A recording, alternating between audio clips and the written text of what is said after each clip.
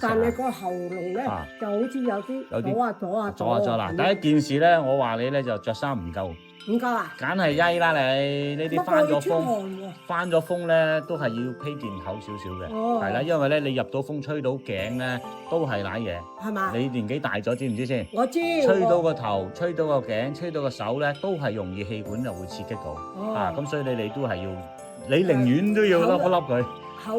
即係話厚啲長袖乜都好，你拉翻隻手都好，就唔好直接當風。你呢個直接當到風，係啦。你攞個手我把埋，俾條脷我睇過先，又寒又濕氣管痕痕地OK 得好啊。係咁樣咯。佢有時咩，好似阻住個鼻有隻流落去就整咗出嚟，佢就舒服。鼻水倒流咧，同埋有啲痰棘住咧，最主要咧就係因為你嗰個氣管敏感啊，佢對呢個天氣咧，可能係一啲轉動或者塵咧，佢想逼走佢。一個啦，我可能嗰日去游水。游水唔得喎。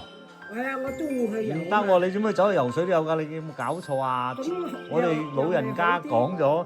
端午呢個中秋過後唔可以落水㗎喎，唔落水啊，唔落得水㗎，以前係俾水鬼捉㗎，係咩？係啊，你應該俾個水鬼捉鬼咗你啊，係咩？係啊，咁端午之前都唔可以落水嘅，端午咧係嗰個太陽好旺盛，咁啊太陽一曬咧就。